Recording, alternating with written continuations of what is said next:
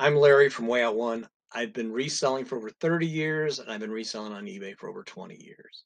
I am now a full-time reseller. I retired from my prior job, and I've been started full-time as of May 2nd.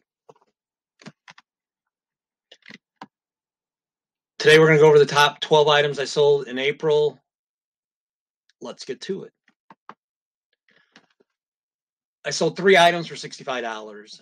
One of the items was this vintage Rodney Dangerfield Son of No Respect shirt. It was a made in the USA shirt. I had it listed for $100. It had been listed for a pretty long time, and I took an offer of $65. One of the other items I sold was this 1987 sealed Pontiac J2000 model kit. It was sealed.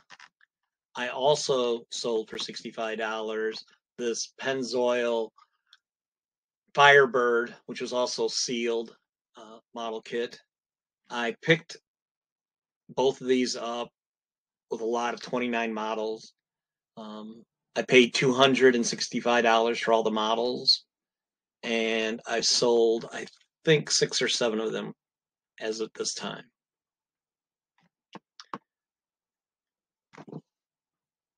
So the 9th highest item I sold was another one of these models. It was a Camaro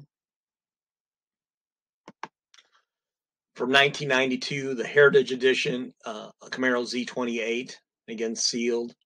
When I bought these, the guy who I bought them from thought this would be the lowest value model that was in there. He was incorrect. The 8th highest item I sold was this vintage Arctic Boy 3-gallon water cooler. It was actually manufactured in St. Louis. I bought this at an estate sale. I believe I paid $5 for it. And I've had it for about 7 or 8 months.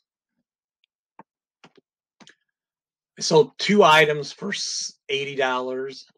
The first one is this lot of 60 soundtrack cassette tapes. I purchased these in that box, or the 20 box lot that I bought in August.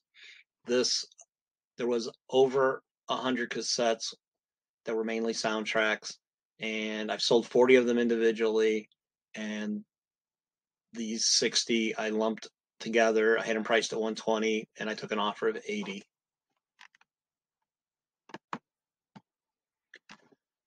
The other item that I sold for $80 was a Samsung DVD recorder VHS player. I included blank VHS tapes, also some blank DVD recording discs, and cables. I had it listed for, I think, a week before it sold, and I paid $10 for it at a garage sale. Fifth highest item I sold was this WWF WrestleMania magazine. It has Hulk Hogan on the cover and Sergeant Slaughter. It was from WrestleMania 7.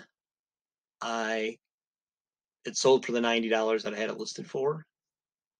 And I bought it at the Six Flags garage sale in March, the first weekend in March, and I paid $5 for it. Fourth highest item I sold was this Elvis Presley Country LP.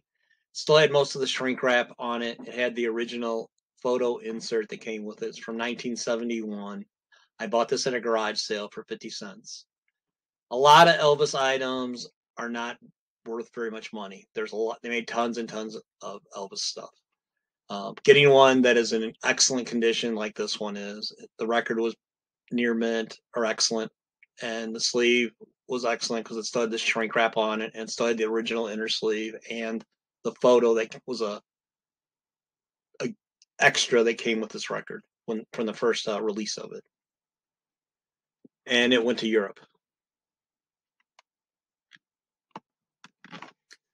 Third highest item I sold was this lot of 21 John D McDonald paperbacks.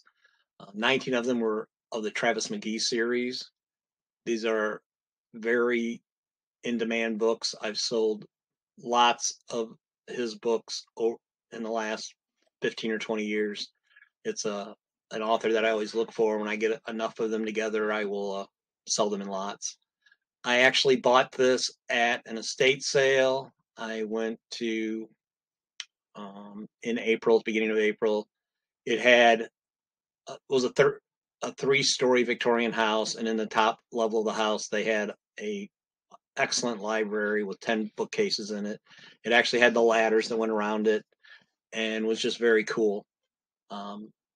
Books were 50 cents for paperbacks and $1 for hardbacks. I ended up buying 280 books, and I was able to put together a lot of lots of that, and I paid $140 for the 280 books, which I will make over $1,000 on that purchase.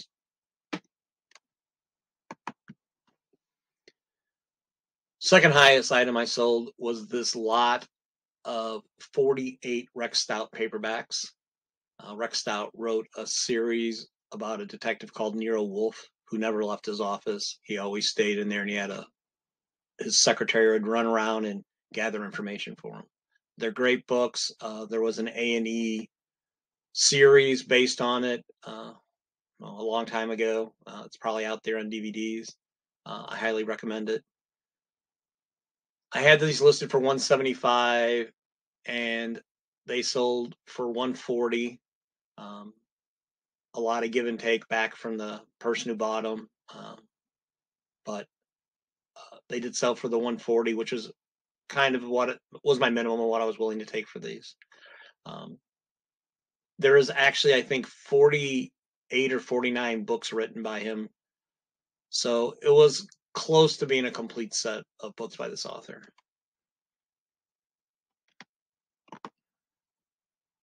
These also came from that same estate sale where the John McDonald books came from.